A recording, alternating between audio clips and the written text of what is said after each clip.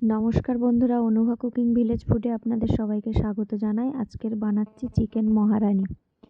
Chicken মহারানি বানানোর জন্য এখানে কি কি মশলা নিয়েছি দেখুন।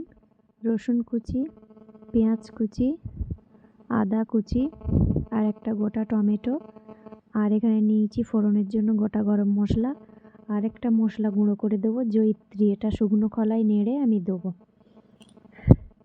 শুকনো খোলায় জয়িত্রীটা ভালো করে ভেজে নিতে হবে।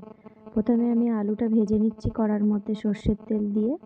আলুগুলো লাল লাল করে ভেজে নেব। একদম ভালো করে আলুগুলো লাল লাল করে ভেজে নিতে হবে। ভাজা হয়ে গেলে এবার ওই তেলের মধ্যে আমি দিয়ে দিচ্ছি তেজপাতা, পেঁয়াজ কুচি, আর গোটা গরম মশলা যেটা ফোড়নের জন্য নিয়েছিলাম, আর দিয়ে দিচ্ছি 5-6টা কাঁচা লঙ্কা আর একটা টমেটো কুচি, যে টমেটোটা কেটে রেখেছিলাম। পেঁয়াজটা ভালো করে ভেজে নিতে হবে। পেঁয়াজটা ভালো করে ভাজা হয়ে গেলে এবার মাংসটা আমি ঢেলে দেবো। এবার এর মধ্যে দিয়ে দিয়েছি লঙ্কা বাটা, শুকনো লঙ্কা বাটা, আদা রসুনের পেস্ট দিয়ে ভালো করে কষে নেব। দেখুন খানিকক্ষণ ধরে কষতে হবে যতক্ষণ না মাংস তেল ছেড়ে যাচ্ছে। এবার এর মধ্যে দিচ্ছি 2 চামচ জিরে গুঁড়ো, 2 চামচ ধনে গুঁড়ো। জিরে গুঁড়ো ধনে গুঁড়ো দিয়ে আবার ভালো করে কষে নিতে হবে। এবার আমি দিয়ে দিচ্ছি গরম জল মাংসটা ভালো করে কষার পরে। দেখুন একদম লাল টকটকে হবে চিকেনটা। ভেজে রাখা আলুগুলো এবার এর মধ্যে দিয়ে দিলাম। ওদিকে আমি যে জয়িত্রীটা নিয়েছিলাম সেটা এবার শুকনো খোলায় ভালো করে নেড়ে নেব।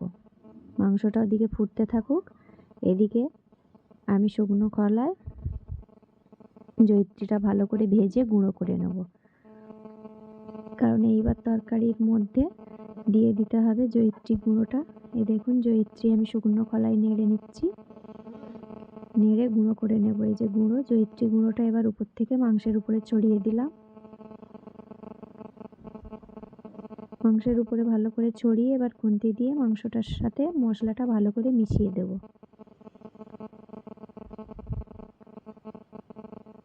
ভালো করে মেশানোর পরে এবার গরম মশলা বেটে মাংসের মধ্যে দিয়ে দিলাম। দিয়ে সমস্ত মশলা আবারও ভালো করে নেড়ে নিলাম। দেখুন তৈরি হয়ে গেছে গরম গরম চিকেন মহারানি। একদম আমাদের তৈরি চিকেন মহারানি। এটা আপনারা রুটি, পরোটা বা রাইসের সঙ্গেও খুব ভালোভাবে খেতে পারবেন। একদম দারুণ হয়েছে মাংসটা, দেখুন।